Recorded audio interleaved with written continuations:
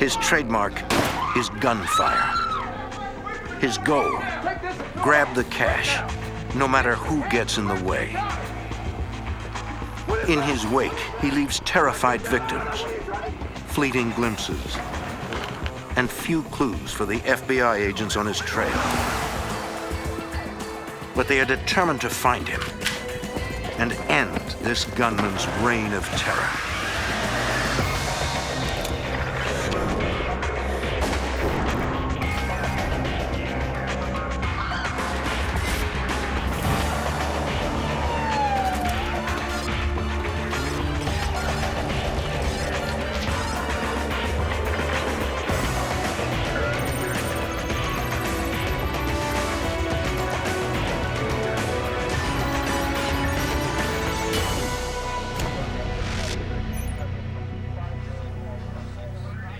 In the late 1980s, the FBI matched wits with a cunning bank robber, a lone gunman responsible for the longest string of unsolved bank robberies in FBI history. I'm Jim Kallstrom, former head of the FBI's New York office. The robber's planning was meticulous. He executed his crimes with military precision. It would take the combined skills of local police and dozens of agents to catch a criminal mastermind they called the Shootist.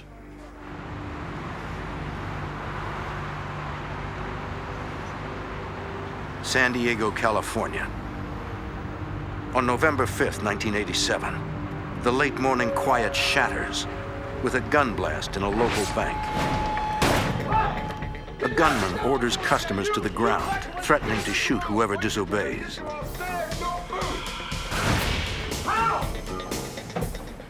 The robber forces the teller to fill his bag with money from all the cash drawers, warning against alarms, die packs, or marked bills. Look at me! Don't look at me! Stand up so I can see your hands! Go! He avoids the vault, which would take more time. This robber hits hard and gets out fast. Employees call police immediately. Yes, hello? But even in the best-case scenario, it takes several seconds to get through to an operator, and several minutes for dispatched units to arrive. By then, the gunman is long gone. Authorities conduct a full crime scene investigation. Although the man wore no gloves, he was careful enough not to touch any surface and left behind no fingerprints. Bank robbery is a federal crime. The case goes to the FBI. Bank robbery coordinator Special Agent Jack Kelly considers this gunman a top priority. He's a takeover robber, taking command of the entire bank rather than slipping a teller a note. It's a rare style, used in less than 5% of bank robberies. Even on the takeover style robbers, most of them didn't fire weapons in the bank. So he was, again, even a smaller percentage of the small percentage of takeover robbers that we had at the time. So from that aspect, he was considered to be much more aggressive and much more dangerous. Also, he doesn't use a partner inside the bank, as most takeover robbers do. His violence has a profound effect on his victims. Victims in a takeover-style robbery are pretty traumatized by the event, especially when there's shots fired in the bank, and consequently your descriptions can vary dramatically. I mean, as far as the age, the height, the weight, everything. Some victims say he was wearing a disguise. Others disagree. The differing descriptions are of no real help, so agents turn to the bank's security camera photos. We did have some surveillance pictures of mediocre quality at that time, and it was not a great deal of assistance to us in trying to identify who this individual might have been. The photos show only that the robber is a white male about 6 feet tall with a beard and mustache. Agents face a serious challenge. No evidence left behind. No reliable description of the robber. Special Agent Kelly believes it's not the man's first time robbing a bank. Reviewing unsolved cases for similarities, Kelly suspects the same man robbed another San Diego bank a year earlier. The modus operandi was identical, with someone coming in the bank, firing the gun in the ceiling, vaulting the counter, similar description. The gunman left no evidence behind. The fact that there were so few clues was an indication that this guy was pretty good, and he really probably planned these robberies very well. Soon agents learn the gunman is not finished in the area. After he robbed the second time in San Diego, he actually came back a month later and robbed a third time in San Diego using the identical MO and firing the shots into the ceiling. The robber's choice to fire his weapon makes him a deadly threat.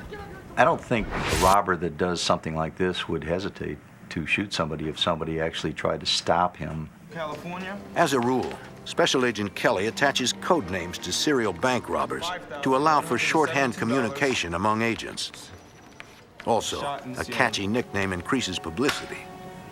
The media would be more willing to pick up the story and to show pictures in the newspaper or on television, which would hopefully help us generate some leads. Kelly dubs this one the Shootist for his distinctive and dangerous MO. On December 14th, 1987, the Shootist robs a fourth California bank in Mission Viejo, 70 miles north of San Diego. Check inside the bank. I'm gonna go see what's in the convenience store here, see what we can find.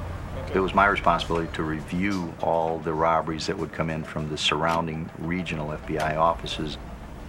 FBI agents respond to the bank. Special Agent Kelly with the FBI. When a robbery occurs, you do an investigation inside the bank itself for any evidence, but you also do an investigation outside the bank to look for evidence or any possible witnesses that may have seen this individual, and we did both on all of these robberies. There's a bank robbery here just a few minutes ago. Yet they get nowhere, like they're chasing a ghost. So far, the Shootist has stolen at least $44,000. But it's not just about the money. Agents worry that at some point he'll shoot someone. We're dealing with somebody we thought that was going to become more and more aggressive during the course of his robberies, and consequently more and more dangerous. And it was somebody that definitely needed to be identified and stopped. After a year-long absence from California, the Shootist struck 3 times in 5 weeks. Kelly suspects the Shootist must have hit somewhere in that year absence. He's got to be somewhere else. He's got to be robbing banks somewhere else besides California.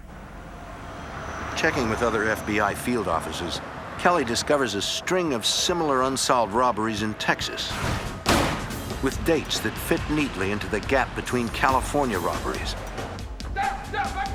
During one of the unsolved heists, the gunman used the sort of violence agents have feared. In July 1986, a white male with a beard and sunglasses hit a bank in Abilene, Texas. After firing his gun into the ceiling, he forced the manager to fill his bag. As in California, he wanted only cash from the teller drawers and warned against alarms, die packs, or marked bills. The employees followed all instructions to survive, but then... No! No! Don't you move! Don't you move! Don't be looking at me! Stay down and same thing's gonna happen to you! The robber ran off, leaving the bank manager writhing in pain from a gunshot to the abdomen. Here. Sir, go lock the door. Go lock the door.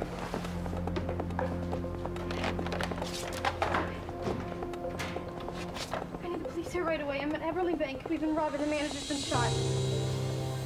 I don't know what else to do. Texas Rangers, the FBI, and EMTs responded immediately. The manager was gravely injured, but she survived. The other witnesses couldn't provide a solid description. It happened so fast, and they were so terrified, they didn't get a good look at the gunman. The crime scene investigation came up empty, and the security cameras provided only more photos of a robber with obscured features. Special Agent Kelly contacts the Texas Rangers, who are working the unsolved robberies. Ranger Thomas. And investigators in the 2 states pool their information. They know the Shootist targets branches near highway on-ramps for a quicker escape. The investigators agree the Shootist likely has a getaway driver, but no car has been spotted. Each heist is as clean as the last, and no solid leads emerge.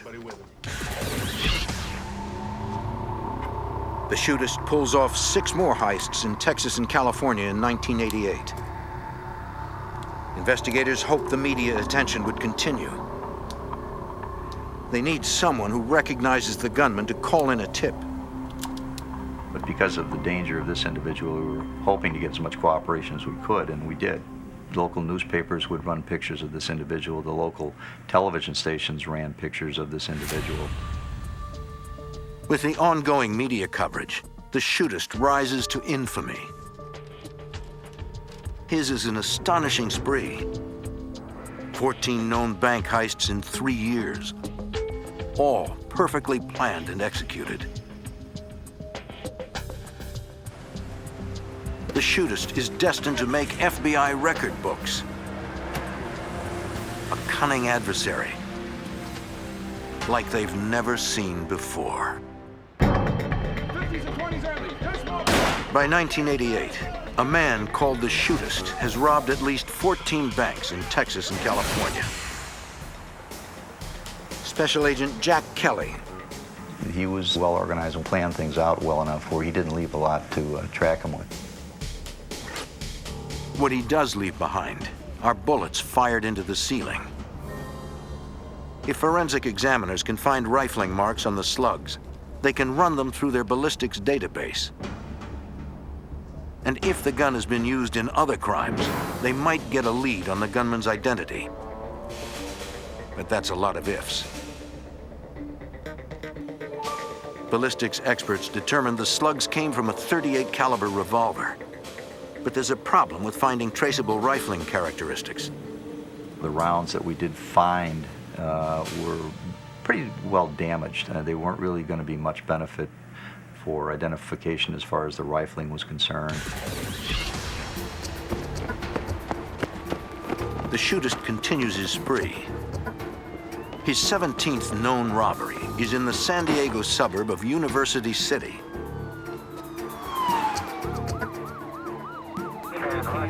Once again, no hard evidence remains in the bank. But outside, investigators find signs of just how meticulous the Shootist is. It appears that before the heist, he loosened fence boards across his escape route so that after the robbery, he could reach his getaway car faster. Special Agent Kelly has chased more than 100 robbers, but this one's the most professional he's encountered by far. And you had to give him some credit, he was good. But you always had the hope that maybe there was some piece of evidence or some witness, some other part of the puzzle that you could put together. Yet despite a full neighborhood canvass, agents come up empty. By the middle of 1989, the Shootist is made off with nearly $250,000. And he's struck in at least 10 different cities. Anytime an individual is mobile and he's able to move from not only city to city, but state to state, it really kind of complicates the investigation because there are multiple jurisdictions. Kelly brings together law enforcement from around the country. California and Texas FBI agents, local police, and Texas Rangers work together, determined to find that one clue that has eluded them. The more eyes and ears you have out there at the time, the more likely you are to get a break and catch this individual. Because the Shootist acts like a professional, agents suspect he has an arrest record for robbery. One of the logical leads to take is to look for people that just recently are released from prison and maybe going back to their old ways again. Investigators asked about bank robbers released from prison in 1986, when the Shootist spree began. But it's a dead end. No one recognizes the man. In the surveillance photos, it's difficult to determine what the man really looks like. And the hair, the mustache, it didn't appear to be real. I mean, it was extremely dark in color. The task force concludes the Shootist likely uses elaborate disguises. wigs, mustaches, even makeup to change his complexion. When we first realized that he was probably wearing disguises, we actually took a number of the surveillance pictures to different costume shops. Agents show shop employees the photos, asking if they recognize the man or the disguises. But it's another dead end. Investigators analyzed the Shootist's bank robberies, hoping to find a pattern. They compare the amounts taken to the frequency of the heists and determine the Shootist spends about $3,000 a week. When he runs low on money, he hits another bank. You were able to see, not necessarily a pattern, but you knew that he was going to need X amount of money after a certain period of time. Investigators note the Shootist usually strikes on Mondays and Fridays and often robs different branches of the same banking companies. There were hundreds of bank branches in the general area where he hits. He was just a kid in a candy store out there with trying to select where he wanted to rob next, and it was our job to try to outguess him. The team sets up surveillance on branches of the banks the Shootist seems to favor. They watch on Mondays and Fridays, the robber's favorite days. It's a long shot. And the problem we had was we had absolutely no idea where exactly it would hit. There were so many branches, so many targets. Central, this is Team 3, reporting nothing.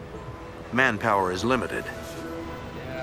Predicting which bank he'll hit next proves impossible. Bank robbers often use casinos to launder stolen money. The task force sends bank surveillance photos to casino security offices. One California casino responds with a good lead. A regular high roller there looks a lot like the Shootist. They were willing enough to give us their surveillance photos of the individual that they had suspected. Agents track down the man and interview him. Special Agent Manuel with the FBI California. He does resemble the Shootist, but he has solid alibis for the robbery dates. May 25th. Investigators eliminate him as a suspect. Another lead crossed off the list. We'll be in touch. Okay. On June 23, 1989, the elusive Shootist strikes in Arlington, Texas, his 18th known heist. He has now hit banks over a 1,400-mile area. This time, a teller slips an exploding dye pack into his bag. When it blows, it renders the stolen money unusable. A few hours later, the Shootist robs another bank. He's never struck twice in one day. It's a reckless move. Away from the counter, hands out where I can see it. Hands Agents down. fear he's becoming more desperate. Special Agent Kelly fears it's only a matter of time before someone gets hurt. Stay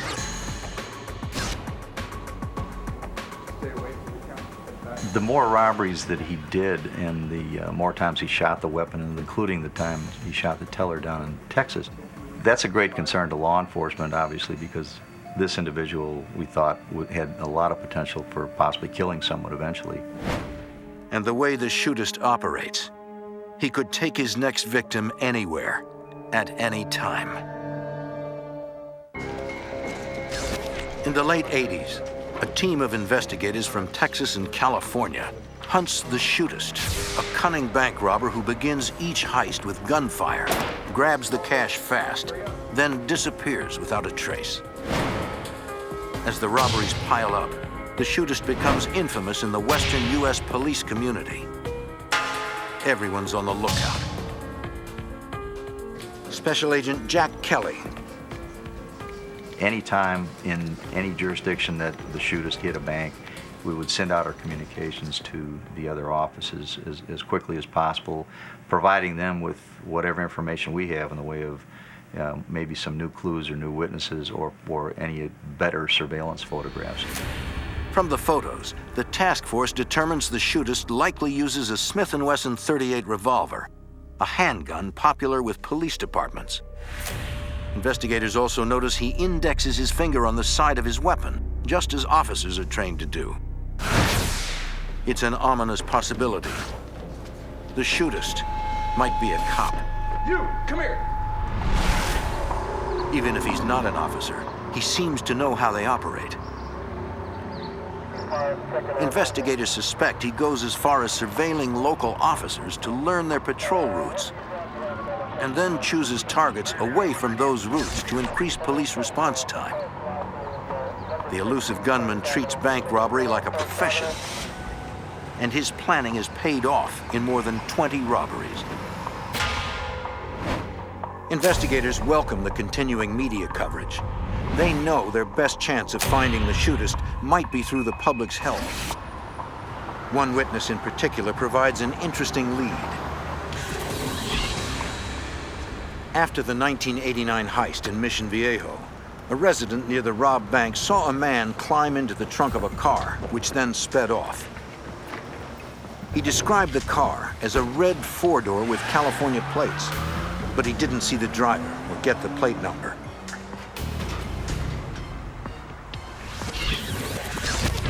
Agents run checks on every car that fits the description in California, but there are thousands. It would take months to track down each car. But the sighting does confirm one suspicion. When we found out that he was getting into the trunk of a vehicle, we knew that he obviously had an accomplice in these robberies. On March 30th, 1990, the shootist robs the same Texas bank he hit a year earlier. To investigators, the repeat job means he's getting even more brash, unafraid of being recognized by anyone. By the end of 1990, the task force ties the shootist to 27 robberies that have netted him nearly $400,000, all without a single usable print left behind. He was very cautious about vaulting the counters, not to touch things. Even going out the doors, he would hit the doors with his elbows or his hip to push them open. Somehow, agents need to find a way into the shootist's secretive world. They take the case to behavioral profilers at the FBI Academy in Quantico, Virginia. It's not that it's going to be able to place a name on the individual, but it'll kind of give us a little bit more about the guy's personality. Studying details of each known robbery, the FBI profiler creates a behavioral sketch of the shootist. Because most criminals start working in their comfort zone, the profiler suspects the shootist is from Texas, where the first robberies occurred. The gunman's level of precision indicates possible military training. You, come here. Since the shootist has gone so long without anyone turning him in, the profiler suggests the robber has only one fiercely loyal accomplice. And experience with other takeover robbers makes the profiler believe the shootist will grow more violent as his spree continues. It's possible the gunman will choose a shootout over surrender. This guy's going to be willing to shoot his way out of the bank or even take hostages to make an escape from the bank if he's cornered. In April 1991, Did you actually see a gun? the shootist expands his turf into Northern California, robbing a San Jose bank of $15,000. Okay. Did he shoot the guy? San Jose Detective Sergeant Jack Baxter We never found a witness as to where he went, what kind of car he had, did he have accomplices. We had no idea. This time, the shootist leaves something behind. A partial palm print is found on the counter.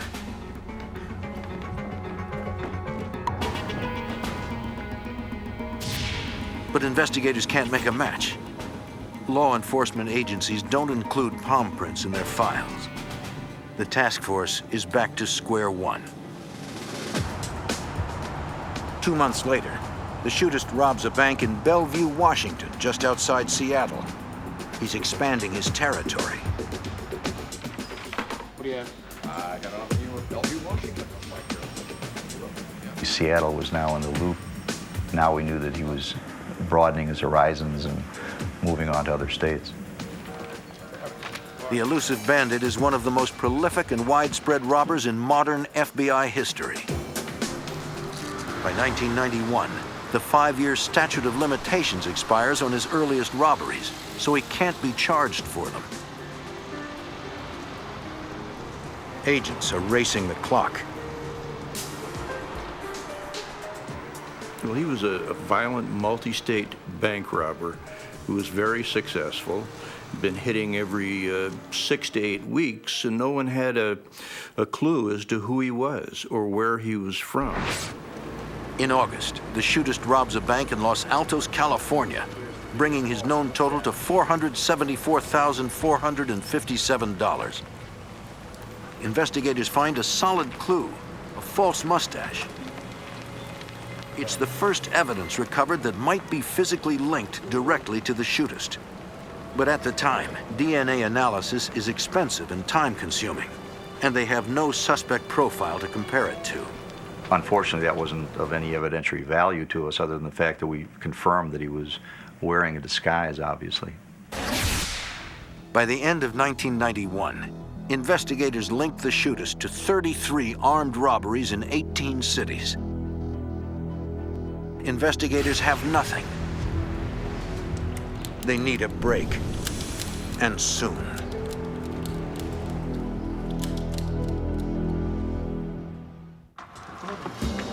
Investigating the longest string of unsolved bank robberies in modern FBI history, agents have little but grainy photos of the man they call the Shootist.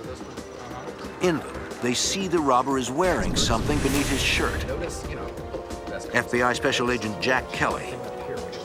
At first, we thought it might have been body armor, but under closer scrutiny, it appeared that this thing was really covering the lower abdomen and back portion of his body.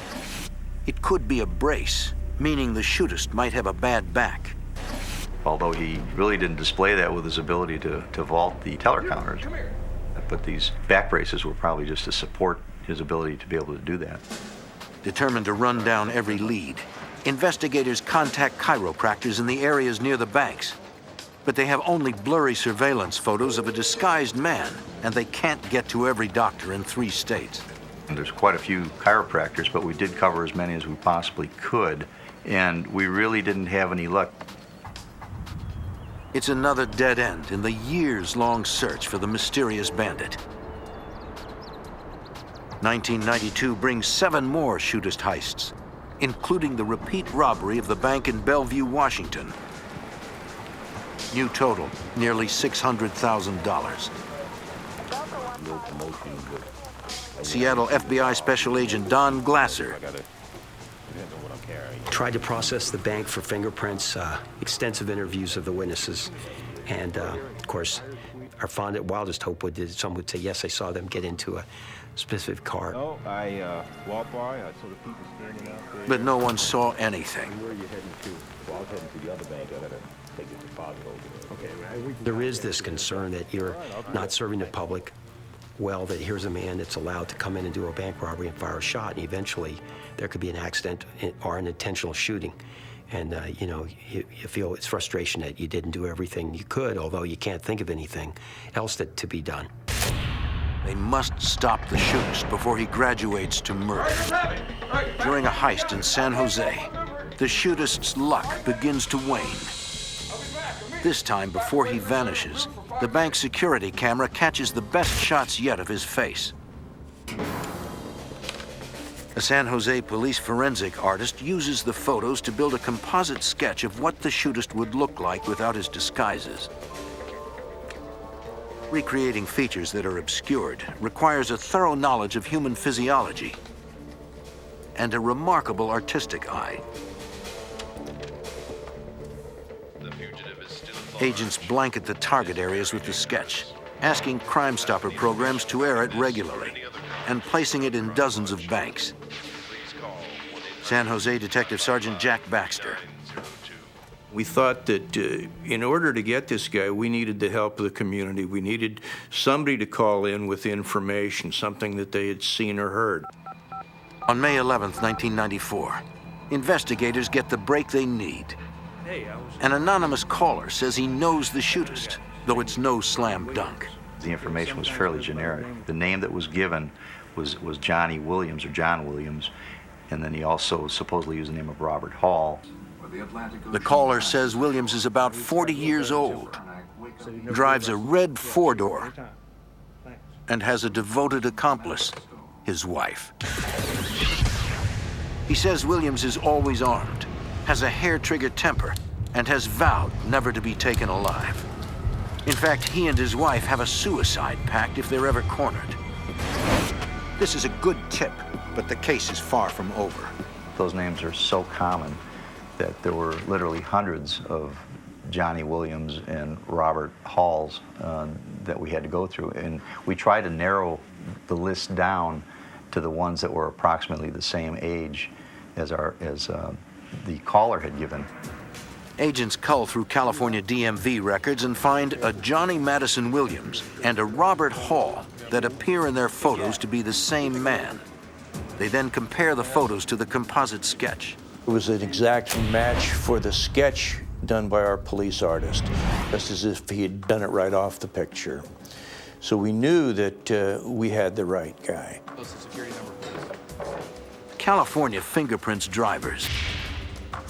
The DMV fingerprint records confirm Hall and Williams are the same man. Johnny Madison Williams is a former Marine from Texas and has a record for robbery and theft there. Williams' wife, Carol, bought a .38 revolver like the one in bank security footage. And Carol drives a red four-door registered in her maiden name. Investigators find no legitimate source of income, yet the couple lives in a $350,000 house overlooking the ocean in Los Osos, California. FBI Special Agent Jim Wilkins. The area where he was living was on high ground overlooking Morro Bay. It was an affluent area that actually had one road in. It's an exposed area where agents might stand out as strangers. We did not know where Johnny Williams was at the time. Despite the risk, FBI agents have to check the house. They find a spot they hope is obscured and set up surveillance. We knew he carried a weapon. We knew he would use it. We also had information from the anonymous tipster that he carried that weapon all the time. The agents see no sign that anyone's at the house. The team watches and waits. We had made a contingency plan that if we saw Williams returning in that vehicle, we would do a felony car stop before he got into the neighborhood where we had safe fields of fire and where there were no escape routes for him in his vehicle.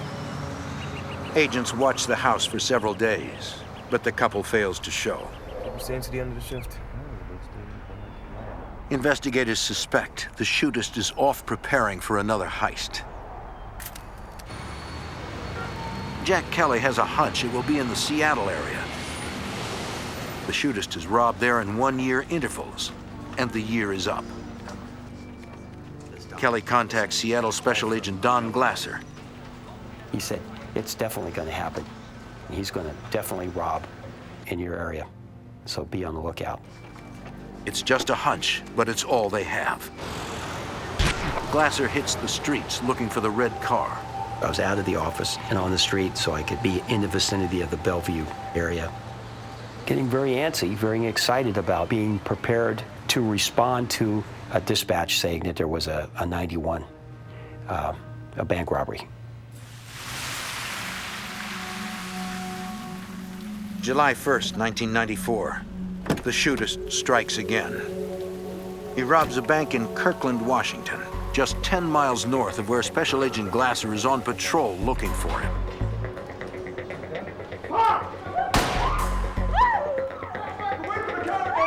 After his trademark gunshot, the Shootist orders a teller to load his bag with cash.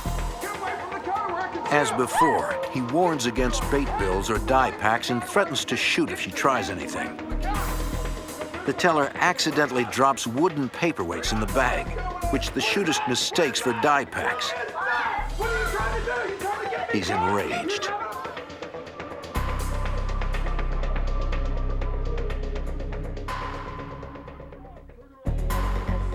July 1st, 1994.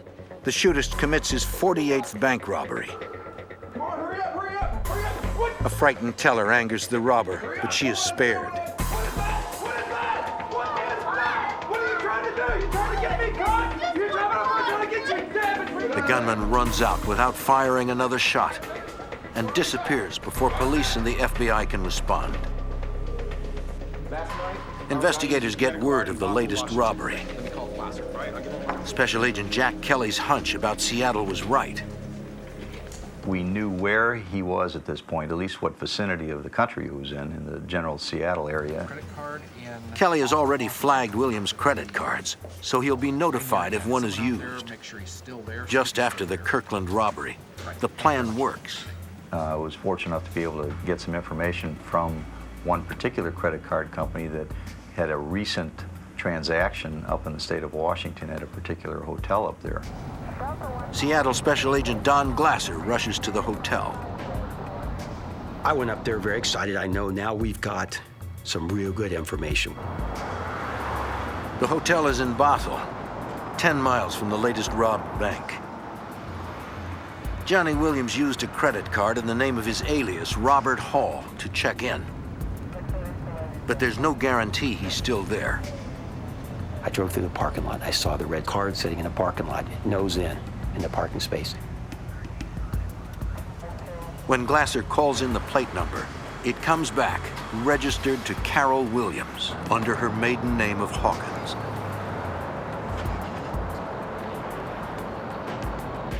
Hello, sir. How can I help you today? Yeah, let's see the manager, please. If Williams is still in the hotel, they must be careful not to tip him off or create a barricade or hostage situation. Listen, what I really need from you is I need you to look at this picture, okay? I need you to tell me if... The manager recognizes suspect Johnny Williams as Robert Hall and says he and his wife have not checked out. So I immediately called Jack Kelly back, gave him the news, and suggested he get on an airplane and fly north, and he was already packing his bags. At that point in the investigation, I was very excited. I contacted my counterpart, Jack Baxter, from the San Jose PD, told him they had the guy, not only we got him identified, but also we know where he is. So Jack hopped on a plane, and I hopped on a plane. Glasser also calls for reinforcements from the Seattle police and FBI. I'm here in Bothell at the hotel. We made sure that none of our agents wore radios, guns, raid jackets, FBI, ball caps, any kind of identifying. Ask them to act normal when they were moving around. Within minutes, more agents and detectives quietly arrive and set up a perimeter. We made sure that no FBI four-door, as we call them, G-rides, were visible to this guy, but we would use surveillance vehicles. If we happened to casually look out his window, he wouldn't see anything unusual happening outside. We set up locations completely surrounding the hotel. We rented a couple rooms that would give us a base to operate from. So there was no way that he would walk out. If he detected us, then he might try and escape. We made sure we had it really covered. Rather than rush the room, the investigators decide to wait until they get a visual ID of Williams. Yeah, I'm going to take a break probably about half an hour. We had made sure we had an eyeball on his door at all times. By nightfall, Detective Baxter and Special Agent Kelly arrive from California. Detective Jack Baxter. We didn't want to move too fast. We had to have patience, and we wanted to make sure we could arrest him in a way that nobody was going to get hurt. The agents want to take Williams into custody outside his room in case he has guns inside. As dinner time approached, we hoped that we'd see him come down and go to eat or something like that, and we were prepared to arrest him if he did that. But hours pass with no sign of Williams or his wife. While they watch, investigators have to stay under the Shootist's radar and not use police radios. We had been told he had a scanner, so we had to be careful what we said on the radio for fear of tipping him off that we were there. It does appear someone is in the room. Special Agent Jack Kelly. We knew that there was a light on in there. We could see the light All the drapes were drawn, and we could see the flashing of the television in there. After 7 years, agents and police may finally have the shootist cornered. After an 8-year search, the FBI believes they have traced Johnny Madison Williams, the shootist, to a Washington State hotel room. A full day and night of surveillance passes with no movement from the room. In the morning, agents devise a ruse to see if their suspect is actually there. They recruit a hotel employee to help. Investigators show the man what their target looks like and ask him to knock on the door to ask a maintenance question and get a good look at whoever's inside. Despite the danger, the employee has to act natural. If Williams gets spooked, he could turn violent.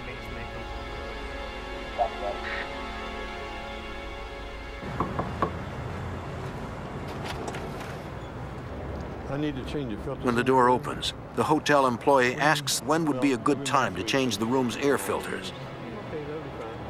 Detective Jack Baxter. Our suspect told him that he was going to leave in an hour so he could come back in an hour and change the filters. Well, he ran back to us and positively identified him as being in the room. We had the room secured, so there's no way he was going to get out. Now they know the shootist is definitely there. And in an hour, he should emerge. I want everybody in place in 45. An hour passes. Then 2. Williams could be on to them. But then an opportunity presents itself. Special Agent Jack Kelly. There was a phone call from that room down to the front desk, and he had asked if he could borrow a typewriter because he wanted to write a letter to someone. And he was asking the people at the front desk if they could bring the typewriter up to the room. We instructed him not to do that. On the FBI's order, the manager tells Williams he's welcome to use the typewriter in an office near the front desk. Which he agreed to. Say be down shortly. The small office is a good place for an arrest, away from the public, no chance of escape. Special Agent Don Glasser. We quickly go to the room, decide where the typewriter's going to be, do a little quick rearranging of furniture so that we can go into that room once he's in there and not be obstructed by furniture. We have a nice clean path to get to him. As a final touch, investigators place a sheet listing the Miranda arrest rights in the typewriter, then hide in an adjacent room and wait for the word from their men outside. After 40 tense minutes, a man leaves the room and heads toward the front desk. It's Johnny Williams. We saw him walking across the parking lot. Absolutely no question in our mind that is him. We recognized him as if he were our best friend. He just left his room. He's on his way to the lobby. This is it. The culmination of an 8-year chase. He walked into the front desk, and they instructed him to go over to this office. Mr. Williams, the office is right over. So he walked behind the front desk and went over there. Use this typewriter and this extra paper down here in the drawer. Just page me if you need anything else.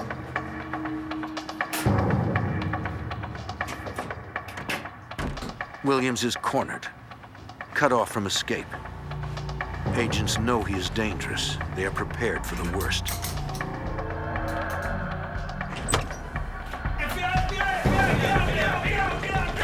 But he is completely caught off guard. Agents take him into custody without a struggle. He is unarmed. Because of the investigators' careful planning, it's a perfectly quiet arrest. I called him by his true name. I said, Johnny Madison Williams Jr., it's over. And his head kind of dropped. Next, agents have to get Williams' wife, Carol. We figured there was no reason to charge into the room, but we'd just wait long enough, and she would come down. In fact, she did.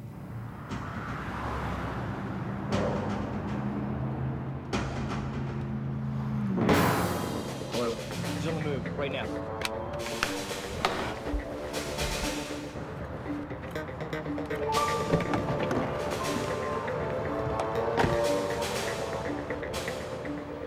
She came out of the room, and she was going to her car. And we just stepped out and took her into custody there without incident. Freeze, FBI, you're under arrest. Place your hands where I can see them. Place them on top of the car. Hands on the car. Hands on top of the car. There you go. Hands on top of the car. Don't move. Don't move, okay? There you go. Give me your left hand. Other hand. Move the FBI, okay? You're under arrest. Once again, a safe arrest. Now agents go looking for evidence. He provided a consent to search his room, and in that room he had a couple scanners, he had handy-talkies, he had disguises, he had money. They also discover the shootist's own notes, a log of all his robberies. There was a gray briefcase that had a detailed record of the bank robberies, very, very organized, the date, the day of the week, information on the total, the address of the bank, the name of the bank. Very, very, very incriminating evidence. Investigators find more in Williams' car. He had 2 pistols, and they were in the trunk of his car. We recognized the 4-inch .38 revolver from the pictures, surveillance pictures. We knew we had the right weapon. He had a 2-inch revolver that we hadn't seen before. Both of them were loaded.